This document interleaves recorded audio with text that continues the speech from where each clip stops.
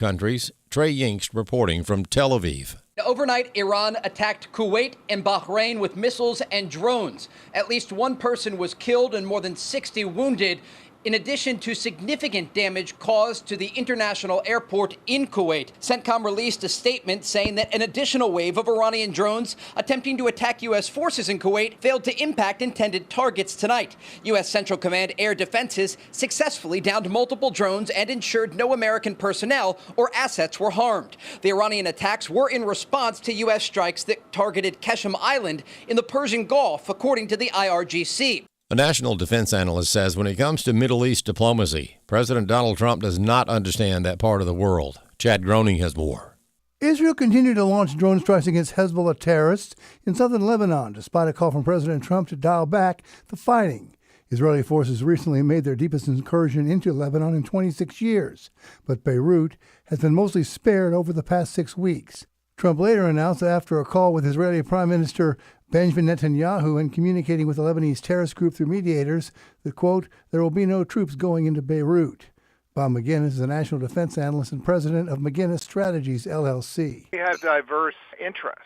Trump, he's not as concerned about the 7 million people in Israel as he is about the global economy and his own party being reelected in the Congress in the fall. So, and the Iranians, of course, are using that as leverage against us. So it's not a good situation. It doesn't mean that he doesn't support Israel. It just means that he's getting anxious about what's going on, and it's not helping him. McGinnis says Trump is a deal maker. He does not understand that part of the world. He has not understood. We're pursuing this, expecting them to change. They're not going to change. They'll burn the country down before they'll cave in to Trump. And frankly, I think that really supports what Netanyahu's doing. I'm Chad Groening. New data shows boys are falling behind girls in educational attainment. Lucas Tomlinson has more. The gender gap has completely reversed itself over the last half century. Women now outpace men in high school and college graduation rates, and one expert thinks modern education is increasingly tailored to girls. One area of concern with young girls: mental health. A recent CDC report found nearly 3 in 5 teen girls reported persistent feelings of sadness or hopelessness, roughly double that of boys, and 1 in 4 said they made a suicide plan. Some point to chronic social media use as fueling this rise in anxiety, affecting academic growth, taking time away from reading the classics. Oil prices are rising following the latest threats to the U.S.-Iran ceasefire, and U.S. stocks are stalling near their records. More news online at afn.net and on the AFN mobile app. I'm Rusty Pugh. Hey friends, I want to invite you to our Call to Care equipping event on Saturday, June 13th in Plano, Texas. If you're a ministry leader, a pastor, counselor, or someone who feels called to help others, this is the event for you. Our theme this year is From Hurt to Hope. You can join us in person or online, so sign up today at hopefortheheart.org/events or text the word event to 70919 to learn more.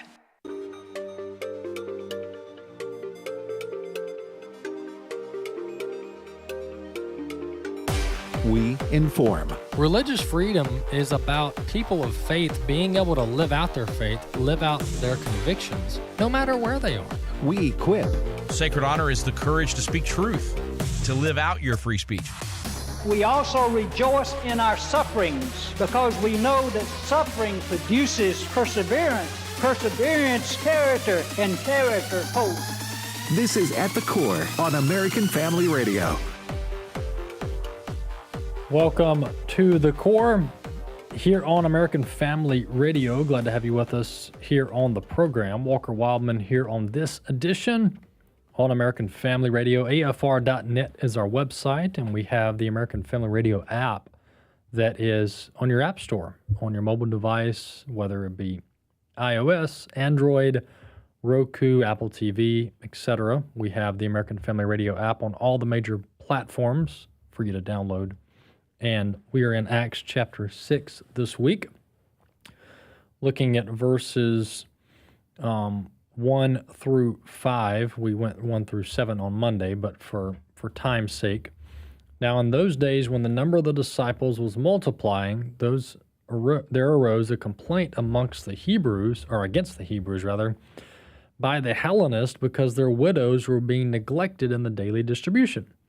Then the 12 summoned the multitude of the disciples and said, "It is not desirable that we shall leave the word of God and serve tables. Therefore, brethren, seek out from among you 7 men of good reputation, full of the Holy Spirit and wisdom, whom we may appoint over this business, but we will give ourselves continually to prayer and to the ministry of the word." And the saying pleased the whole multitude. And then it goes and chooses who they and lists who they chose for this widow service, for this widow ministry. But the essence of this passage here is that there was a dispute, there was a problem amongst the early church and the disciples, and it was brought up, it was brought to the attention of many. They addressed it, and they created a solution to fix it, to ensure that the biblical obligations of caring for the widow was being properly addressed. So this is Acts chapter 6, verses 1 through 6. And don't we wish that problems within the church were resolved this quickly on a regular basis today? We could learn from that for sure. Acts chapter 6, verses 1 through 6, 1 through 5 there. All right, the trip to Boston that we're doing in September, this is mid to late September, the 21st through the 25th, I believe, or the 26th, that trip is 3/4 of the way full. So we're going with Tim Barton, Stephen McDowell, my brother and I, we're leading a group there, and our cap is about 110 people with the buses. We take 2 buses just for quality purposes to make sure we can everybody has a quality experience. So we have a 110 person limit, and I think we're at 81 last time I checked. So we're 3/4 of the way there to filling up our Boston trip in the fall. And of course, this is America's 250th. So a lot of people want to go, which explains how we're nearly full on that. So if you want to join us in Boston for this trip of the Freedom Trail, Plymouth Rock, and Lexington and Concord, all these great places of early American history, and learning America's spiritual heritage there and how God has had his hand on the providential founding of America. All of that's going to take place on this Boston trip, and it's our last tour of 2026 that is still open. The rest of them are completely full. And so you can go over to tours.afa.net to check that out, tours.afa.net to check out our Boston trip coming up this September. Lastly, our trip to Greece. My brother and I are going to do our second trip to Greece for the Footsteps of Paul. That's going to be in March of 27. And then my parents are going to be taking a trip to Italy in March of 27 as well. Those are going to be back-to-back for some who want to do both. We're taking 1 year off, Lord willing, from Israel just because of the war. And it's I told people it's been, and I mentioned this on the show, but three of the last 5 years have been canceled or they've been postponed. We've always made up the trip, but they've been postponed. First, it was because of COVID. That was a multi-year setback, at least a 2-year setback. And then the war, which crazy enough happened 3 years ago at this point in 2023, that set us back. So it's just been this persistent setback. So given the Iran situation and just the headache involved with postponing trips, we're going to take 1 year off from Israel, and my parents are going to take a group to Italy, and there's a lot to see there. So you can go to tours.afa.net to check that out as well. Well, a couple things, or at least one or two things I wanted to get to this segment.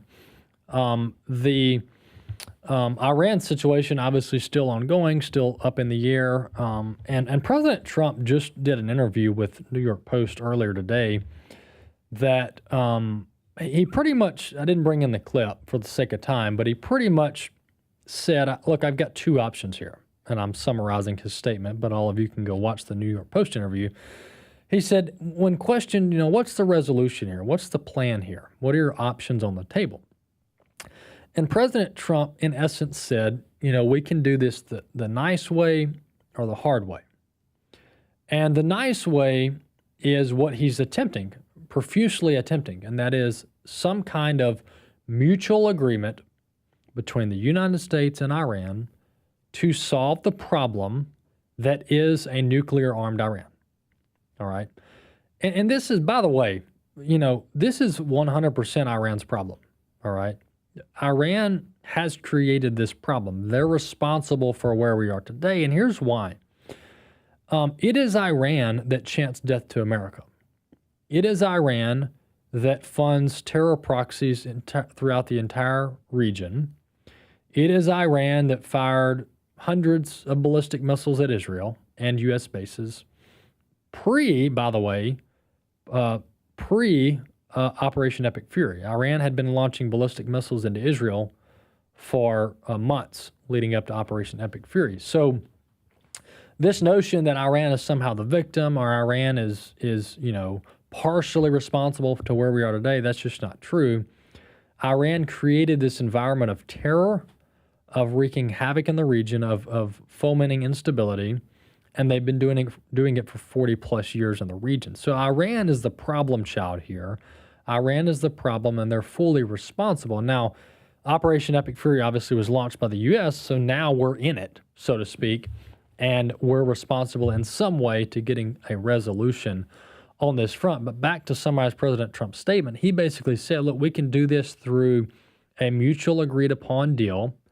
Obviously, Iran cannot have nuclear weapons or nuclear material. The Strait of Hormuz has to be reopened. Those are just two fundamental tenets of said deal. But secondly, President Trump said, or we can do this the painful way. And thankfully, the interviewer, Miranda Devine, said, what does that mean? Like, what is the hard way, and what does that result in? And President Trump said we can basically bring about the downfall of the Iranian regime as we know it. And you can do this through military means and economic means combined. And thankfully, the interviewer, Devine, said, well, what's the end result of that? What does that lead to? And as I said, it leads to the downfall of the Iranian regime. But what President Trump noted is he basically said the reason I haven't done this is because of the humanitarian cost, which was, I think that was important. And kudos to President Trump for acknowledging that.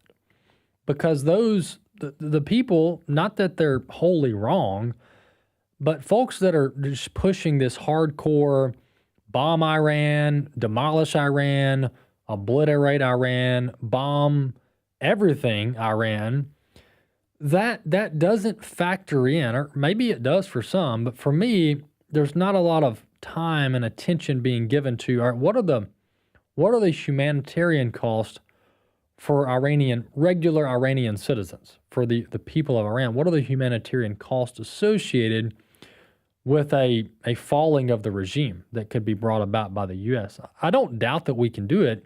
We definitely have the military to do it. But what are the ramifications of that? President Trump noted in this interview just today that the humanitarian cost of a brought about regime fall in Iran is a big deal. He didn't say it's a big deal, but he said, I don't want to have to do that. I would rather do this through diplomatic means, through otherwise peaceful means, than to have to see, obviously, the regime fall, which is a good thing, the Islamic regime falling, but the side effects, so to speak, to use a medical term, of the regime falling would be widespread humanitarian problems and their economy in shambles, which would undoubtedly lead to humanitarian issues and all kinds of other issues for the country as a whole, including a lot of innocent people. So that's where we are today, and as I've said, I just don't think there's going to be a deal, at least not a deal that we are thinking about. But I don't know whether a bringing about the fall of the Iranian regime. I'm not sure where I stand on the pros and cons and which one outweigh the other. Because most people that have their head on right would agree that the Iranian regime as it stands today needs to go. But that's oversimplifying it. Because then the question is, well, how do we bring down the regime, and what does it look like after that? Who leads the country after that? And there's just not a good example of a modern case of regime change gone well. Venezuela is an extreme outlier in the world of diplomacy and leadership change. I mean, basically, they're not going to tell us this, but basically, the U.S. had a backroom deal with people in Venezuela that if we take Maduro, that you'll play nice. I mean, that's the only way we went into Venezuela and snatched Maduro is because we had guarantees on the front end that the vice president that ended up being the president and the rest of the government, that they're going to play nice, that they're not going to retaliate, that they're not going to go rogue, that they're going to play ball with the West and with the U.S. And that's the only way that worked. And so that was a very successful operation on multiple levels and is proving very beneficial for the U.S. in this region, in the hemisphere. But that is an extreme outlier. When you look at previous examples of trying to intervene and take out foreign leaders, whether they're duly elected or not, or whether they're popular or not domestically, that doesn't matter. The history of taking out foreign leaders and bringing down governments, not just the U.S., but entirely other nations as well, there's just not a good track record of that being an overall successful thing to do. So with that being where we are, and with that being the history of so-called regime change in modern history, I don't know that bringing down the Iranian regime is any much of a better option. I mean, the ideal situation is Iran wanting to play nice here, but we've been going at this with Iran for decades, and there's been no behavior change, no change in mindset on playing nice with the West, so to speak. And I'm not sure that more diplomatic talks is going to bring about anything positive here. And you bring down, the Iranian government as it stands today, then you number one, there's definitely nobody to negotiate, but there's also no command structure. And that's one thing that we're not sure that even bringing down the regime would fix, and that is this IRGC closing of the Strait of Hormuz. I mean, even if you bring down the Iranian government, are the rogue IRGC commanders and operators that are on the Strait of Hormuz, are they going to lay down arms and stop doing what they're doing as far as targeting commercial vessels in the Strait? That's an unknown as well. So you very possibly could bring down the regime, bring about widespread humanitarian problems, and still have the Strait of Hormuz closed, and still have the uranium in Iran. So that doesn't seem like it fixed anything. So President Trump has some serious decisions to make, and as believers, we should pray for the wisdom of our president, for God to give him wisdom, and our leaders in our country wisdom to make the right decision here. We'll be back in a few.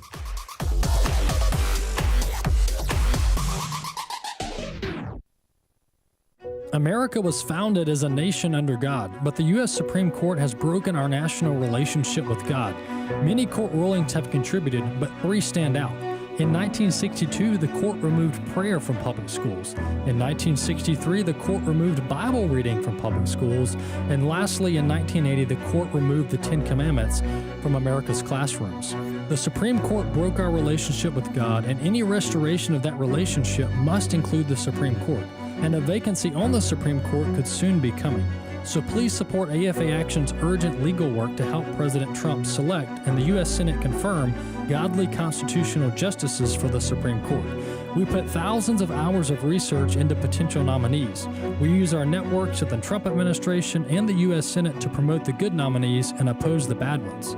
AFA Action needs the resources of supporters like you to help maximize our efforts. So please visit afaaction.net to learn more and donate today. The following is a real-life story from Trinity Debt Management. When I was feeling the stress of too much credit card debt, I looked at two different options: debt settlement and debt management. They may sound the same, but guess what? They're not. Debt settlement seemed like a quick fix, but I found out it would destroy my credit, create tax headaches, and hit me with huge fees. They actually told me to stop paying my bills. No way, not me.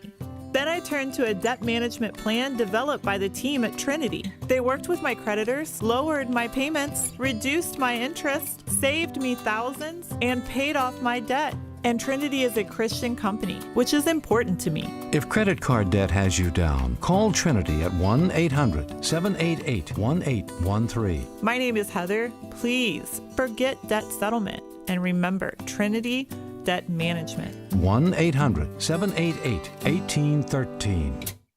Hello, everyone. I'm Tim Wildmon, president of American Family Association and American Family Radio. Hey, we are announcing 2 tours coming up in 2027, March of 2027.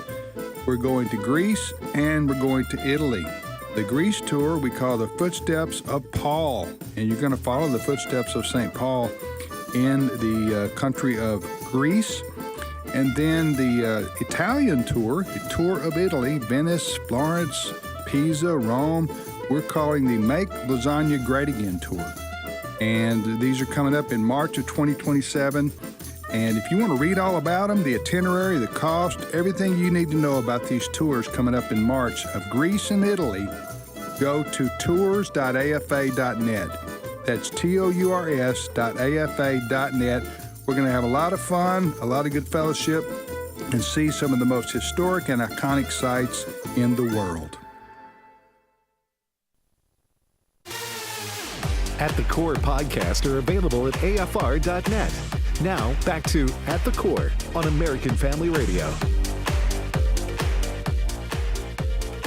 Welcome back to The Core here on American Family Radio. Glad to have you with us on this edition of the show. Well, each week and each month we do our best to bring guests on the program that obviously bring value and contributions to the show, but also are leading in their community, in their state, and sometimes in the nation. And so we have on with us now John Wall. John is former chairman of the Alabama Republican Party, or the Alabama GOP, and he's also currently running for the lieutenant governor position there in Alabama.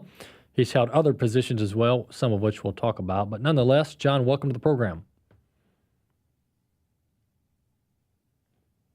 It's good to be on the show. I'm excited to be here. I've been a longtime supporter. You know, there's nothing more important than our families, than our faith, and then really standing up and getting our culture back to the basics. You know, get back to the original intent of our founding fathers. We're a Christian nation, and really going back to family, faith, and freedom. That's what it's all about for me. Amen. Well, John, tell us a little bit about your background, a little bit about your time, obviously leading the Republican Party. You've served also on the Alabama Public Library Service as the board chair. Give us a little background on yourself, on your resume, and what's brought you to this point to run for lieutenant governor. Yeah, so it's been a journey because I never saw myself as running for office. Right, I'm a farm boy from North Alabama. You know, grew up on the family farm, learned the values of hard work, of faith, of family, and never dreamed that I would run for office one day. You know, I kind of got pulled into politics because I do love this country, and you know, I love the vision of our founding fathers, the idea of freedom, of liberty, and a nation founded on religious liberty. That's really what founded our nation. As much as it was also anti-tax, the real foundation was religious freedom. And I said, I was watching the trends of our country, you know, as it kind of slipped away, these fundamental values, the things that we know make a country great. And my parents always taught me that, you know, if you see a problem, be part of the solution. Don't just be a complainer, but be part of the solution. So I got involved in politics, started helping, good candidates who believed in what I believed, run for office. So started a party, continued that role, and somehow they elected me as chairman. Took that on. Really got where we were fighting on the front lines, fighting for freedom and for all these things we talk about. And then that just naturally led into this run for lieutenant governor. I'm tired of sending people to Washington, sending people to Montgomery, who they talk a great talk, but then when they get there, they don't have a backbone, and they cave to the establishment, or they cave to the special interest groups. And so I'm running to be that political outsider. I believe in all these principles. I'm not going to back down. I'm not going to surrender. And I want to fight for people's rights and freedoms and fight for the godly foundation our country is founded on. Well, John, the work in Alabama on protecting children from harmful content, from obscene material, is something you've worked on with your position on the state, basically the state library board that the governor appointed you to. So talk about that and some of the key actions you took while leading that entity, that board that the governor appointed you to.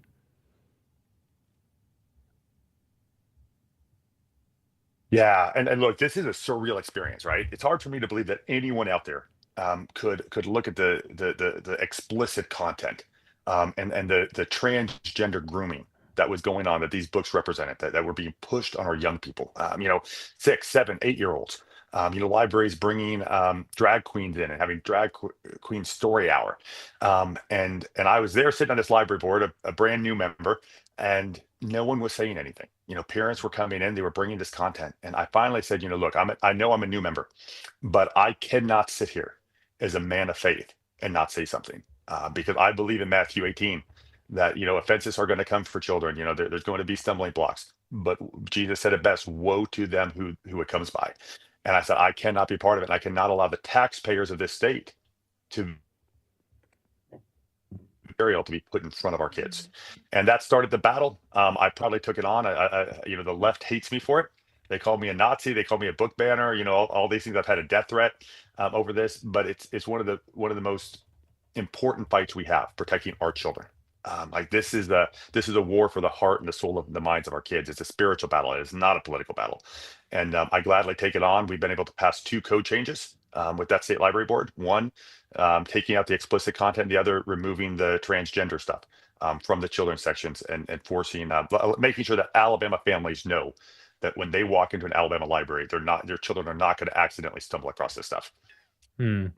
Tell us when your election is for lieutenant governor, and obviously there's primary and then there's general. So give our folks, we've got a lot of listeners in Alabama, give them a little rundown on the election dates in Alabama.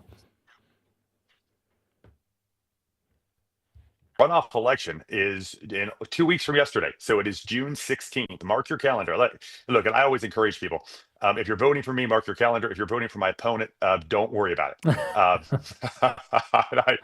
I'm joking.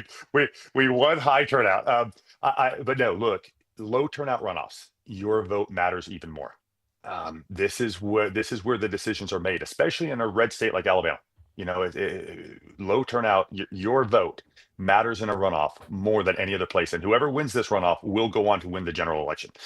It's just Alabama's so red, we know that. And so the battle is in the primaries, in this runoff on June 16th. And then, of course, the general election would be the first Tuesday in the month of November. Excellent. Hey, John, thanks so much for coming on the program. We appreciate your leadership within multiple organizations you've led, and, of course, running for lieutenant governor there. There's just a lot of good candidates around the country running for office at the state and local level. So we appreciate you coming on. Oh, always good to be on the show. I appreciate the time. Absolutely. That's John Wall. He's running for lieutenant governor. He's held multiple positions, leading the Alabama Republican Party, also leading the library board, a state organization that the governor appointed him to. He did a lot of good work getting obscene and sexually explicit content in books, etc., off of the library shelves around the state. So a lot of good work there, protecting children, protecting families. So we appreciate John coming on the program. Speaking of elections, the President Trump was talking the other day about he was posting about the number of candidates that he's endorsed over the years in this cycle, and the number that have won. And obviously, President Trump has a big sway in voter turnout, and especially these primary elections. But that led me to look at the U.S. Senate and the number of conservative Republican senators that have been added over the years, over the last, let's say 6, 8, 10 years. And President Trump and this conservative movement in the last, since he became president the first time, there's just been a lot of positive momentum in getting true conservatives elected to the national level. that I think President Trump doesn't get quite as much credit for. Now, is he fully 100% responsible for all of these? Of course not. There's a lot of other work that goes on, a lot of other people and organizations that deserve credit. But nonetheless, the point here is that President Trump gets a lot of criticism from conservative circles about, going after congressmen like Bob Good, or attacking, going after Chip Roy at times when they have disagreements, and the jury's still out on Thomas Massie. I don't personally like Thomas Massie based on what I've read in public reports about how he operates. He seems very disingenuous, to put it that way, on his negotiations and willingness to work with people that he doesn't see eye to eye with. And President Trump has alluded to that. But nonetheless, President Trump has gone after unjustly some very conservative congressional leaders, and ultimately led to their either retirements or their primary oustings. But on the other hand, there's been a lot of momentum and a lot of conservative change over in the U.S. Senate that has been very, very good. And let me just give you one example of how we've made a lot of headway in the U.S. Senate to get good people elected over the last 10 years. And I would say President Trump is credited with some of this momentum, if not a lot of it. We have now, if we look back at the beginning, this would have been over a year ago. This would have been early 2025.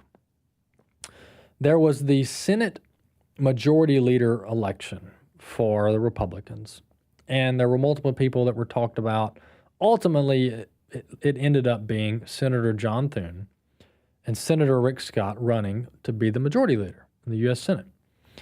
And, if you look back in the McConnell days, and then you look back even before that, which was a long time, to look back before McConnell, getting more than just a few Republican senators to buck the establishment and vote contrary to what the establishment status quo was nearly impossible. I mean, you had a few people, you had your Rand Pauls and you had your Mike Lees and your Ted Cruzes, and they would do the right thing, even though it would just be 3 or 4 of them.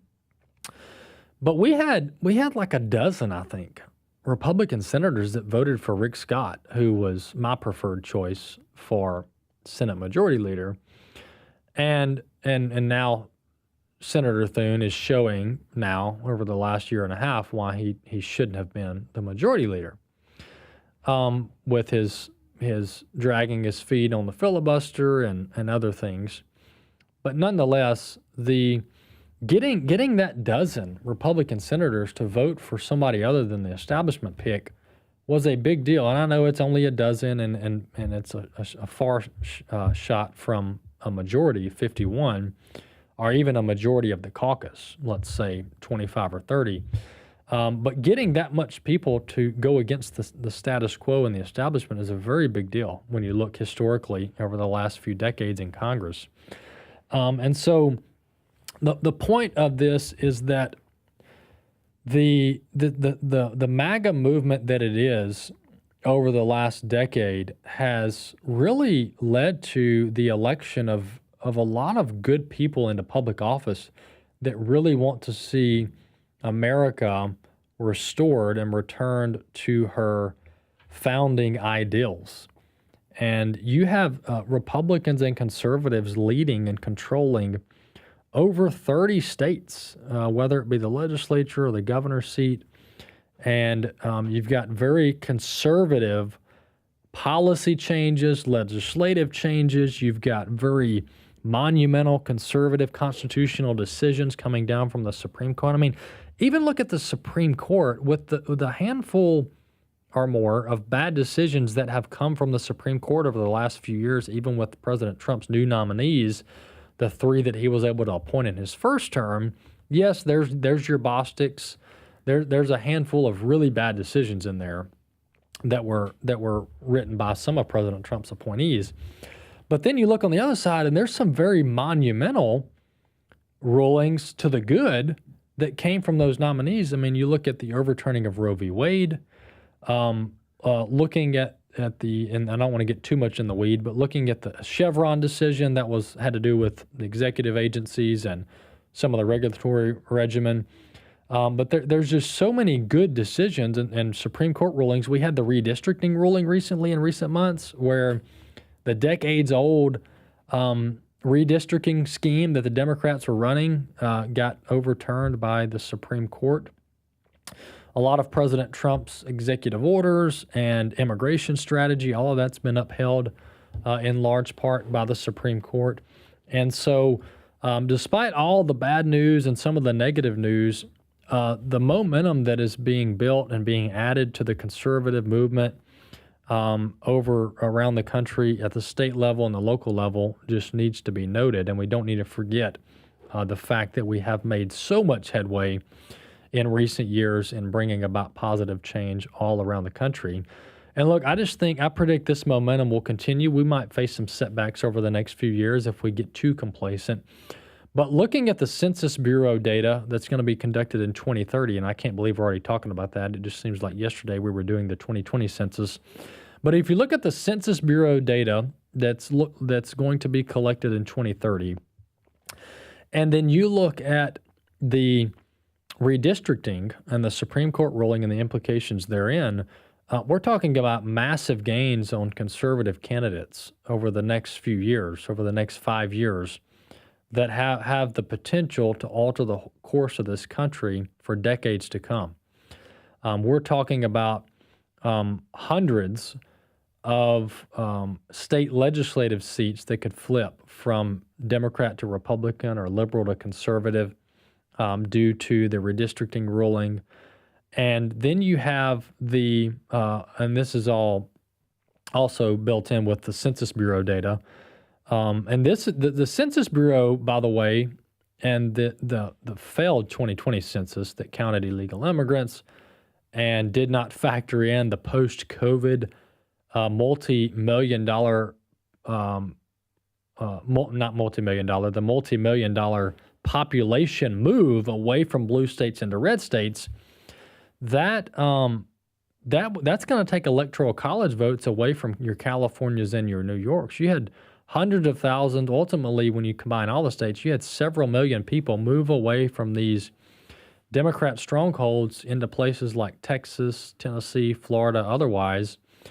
That's going to shift the entire electoral college map to the tune of a dozen or more electoral college votes after 2030. So my point here is that there's been a lot of momentum collected. There's been a lot of positive changes done over the last decade or so since President Trump came to the scene. And there's a lot of optimism and positive change that can come about with proper diligence over the next 4 to 5 years with a combination of factors coming together. But you have to win elections. You have to govern. You have to lead. And whether the Republicans can keep the House and the Senate this November, whether the Republicans can keep the White House in 28, all of that matters. All of that's a part of the movement and part of the move towards common sense and conservative biblical values. And so we'll keep tracking it. But look, there's signs for optimism in the country. We'll be back in a few.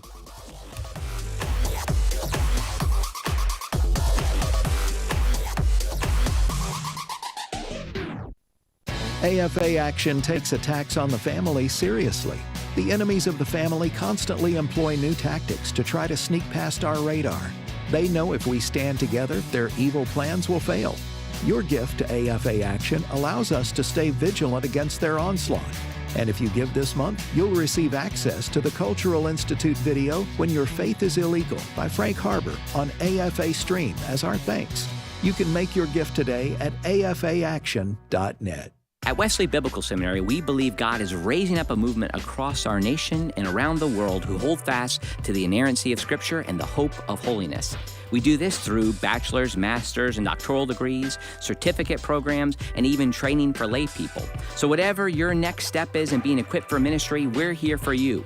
And if you believe these are the kind of pastors we need leading churches in the future, we invite you to think about giving to Wesley Biblical Seminary. Learn more about us at wbs.edu.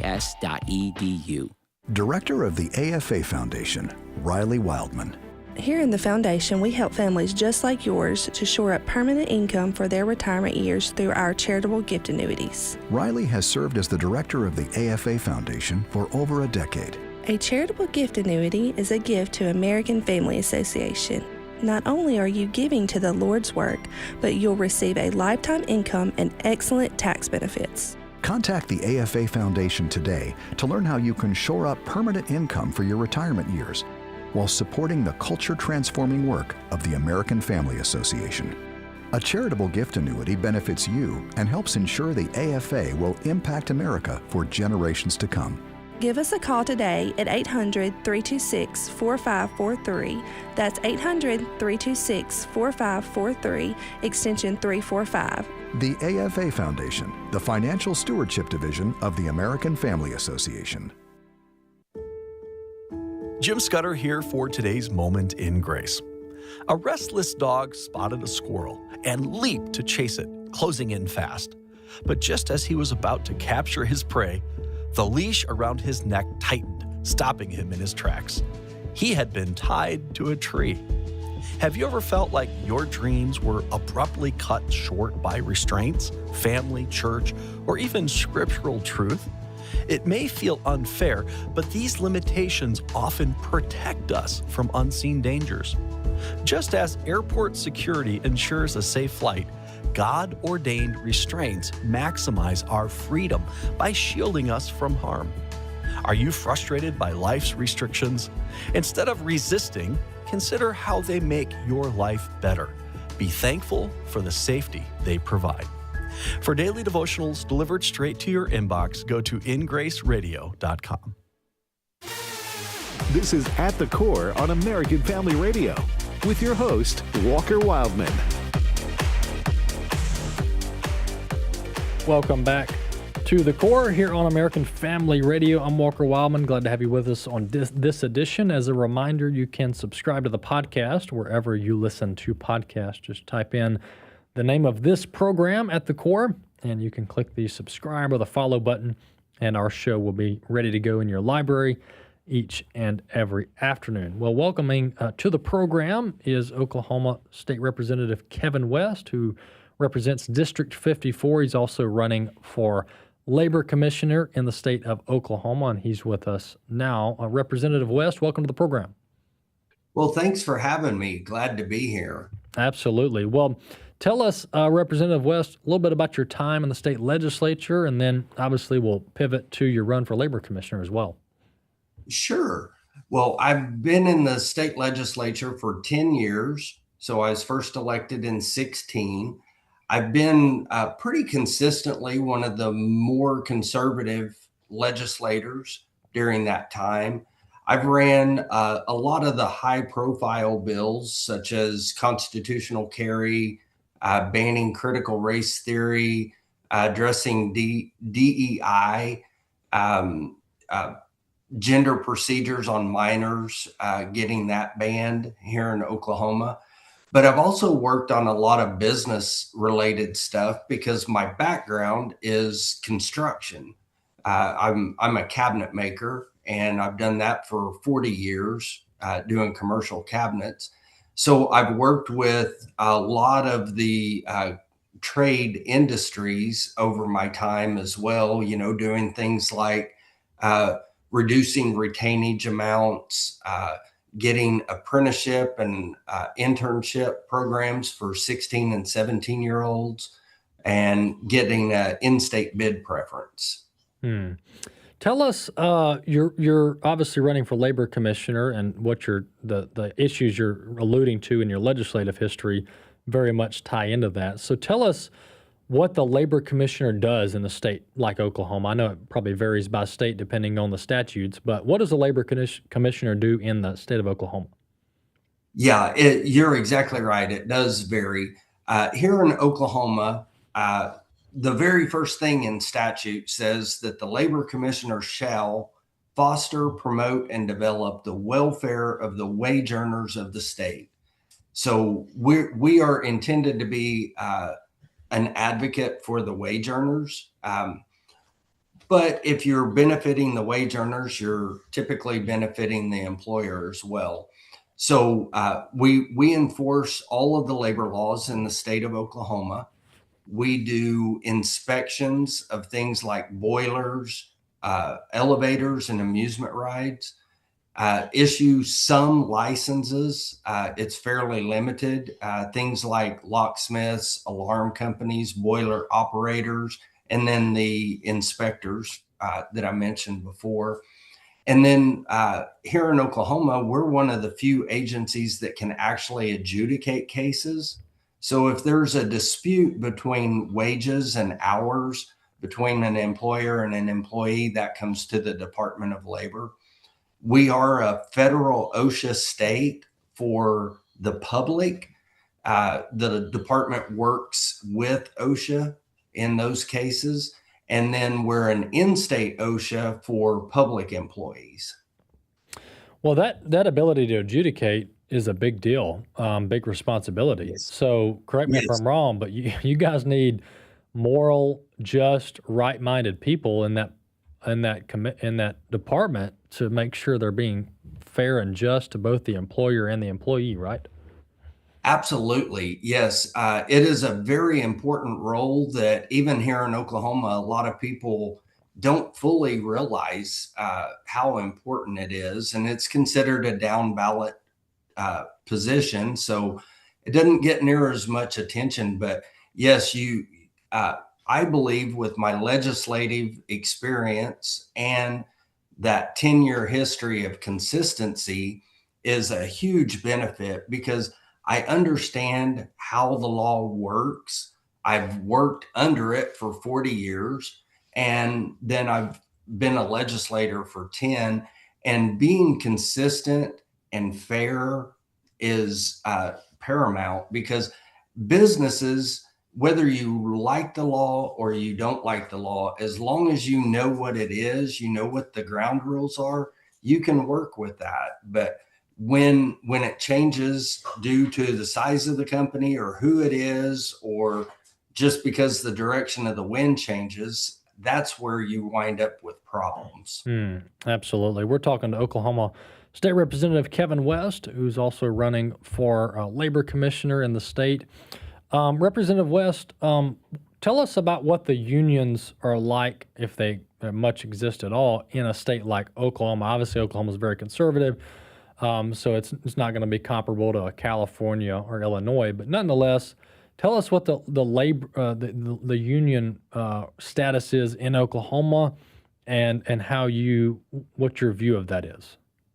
Yeah, well, being in construction, that's where most of our unions are. Of course, you have your police and fire, things like that, but the majority of it is still in the construction trades.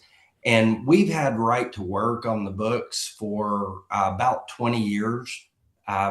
So we have that very well established, and the relationship has been very good. My experience, we do still have some trades that are unionized, and the relationship seems to be really good. Every once in a while, we'll have a bill creep in that seeks to unravel a little bit of the right to work stuff. And with members like myself who have that kind of experience, we see it pretty quick and have been so far able to keep that at bay.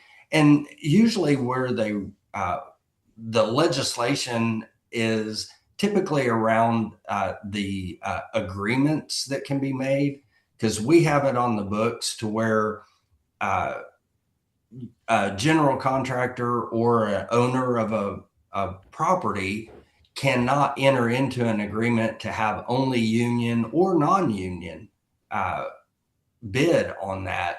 So, we keep a really close eye out to try to eliminate that so that all of our bidding is fair. If a union shop can do the job and it's a better price, then hey, more power to you. Yeah. Yeah, that's and most of these conservative states don't really have a union problem, so to speak. But yeah, you do have to keep an eye on it because they'll slip in and they're most of these unions, not all, most of them are arms of the Democrat Party, and so you have to be very careful with that. Um, Let me ask you about artificial intelligence. Obviously, if you're running for labor commissioner, this is going to be a topic amongst the workforce that's going to be very noteworthy over the next 5 to 10 years, and it's an issue right now people are talking about. But what's your view of artificial intelligence and how it integrates into the workforce and this talk of job replacements and stuff like that? What's your general sense of the direction here and your view of that?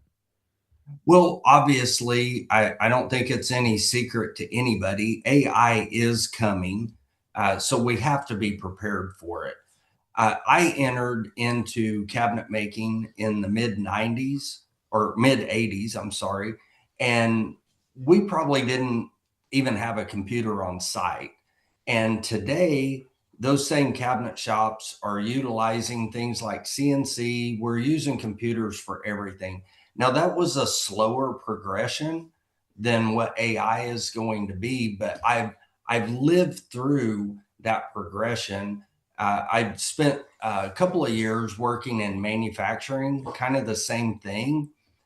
Went from being very manual to very technology. And in both cases, what we've seen is that those companies are actually hiring more people than they were before.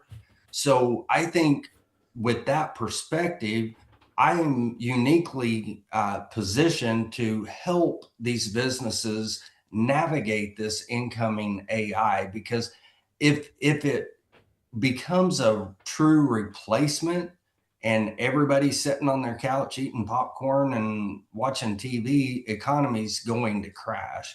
So we have to use this as a tool and help these businesses to navigate through it. I've had several meetings with some AI experts that do just that. They teach and coach businesses how to navigate that. And so my role as labor commissioner would be to be an advocate for those kind of things, letting business owners know resources that are available.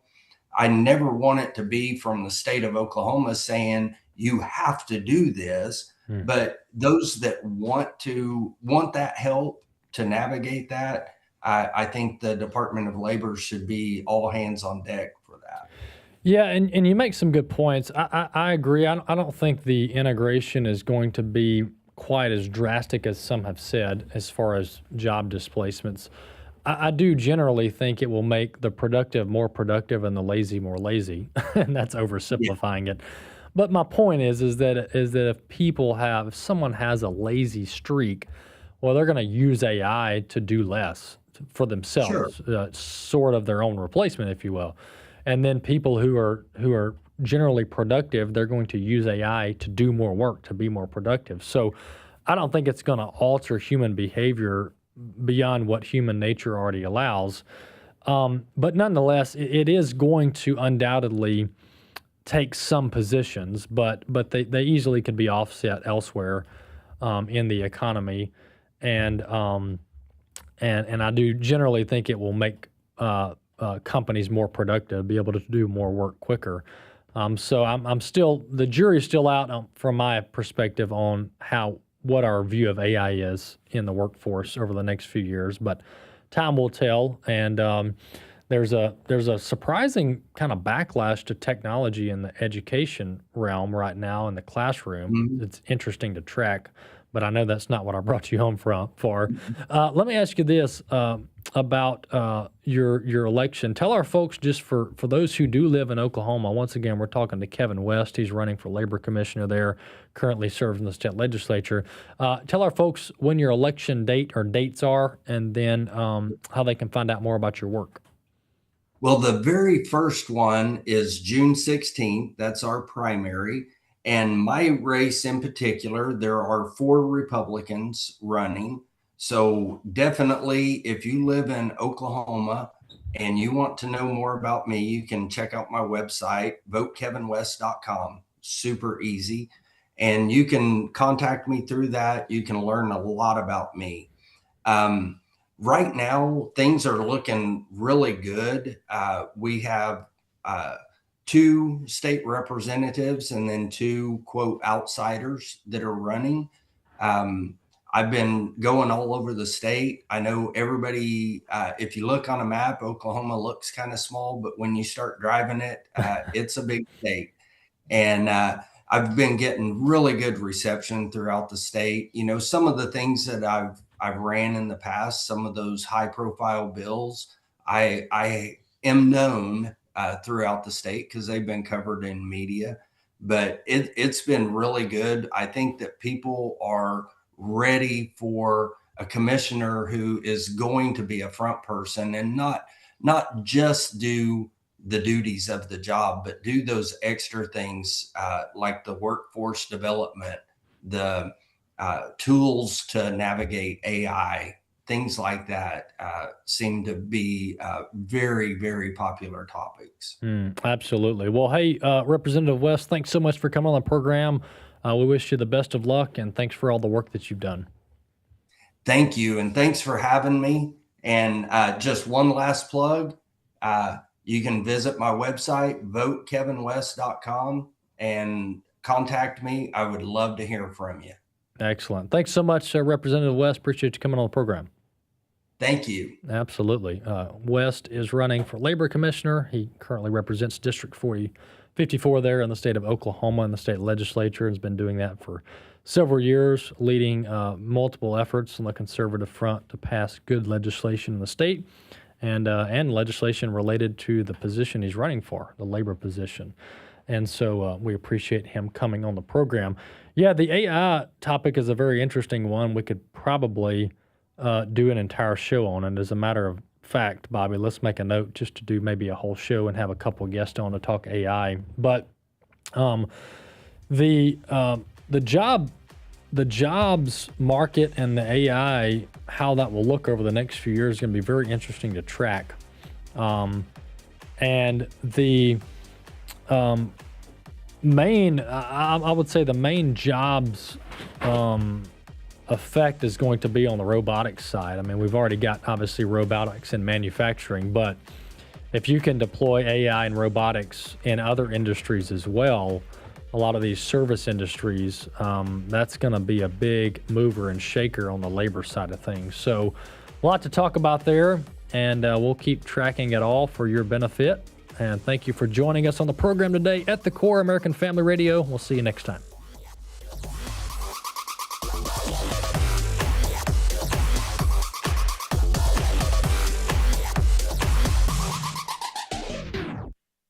The views and opinions expressed in this broadcast may not necessarily reflect those of the American Family Association or American Family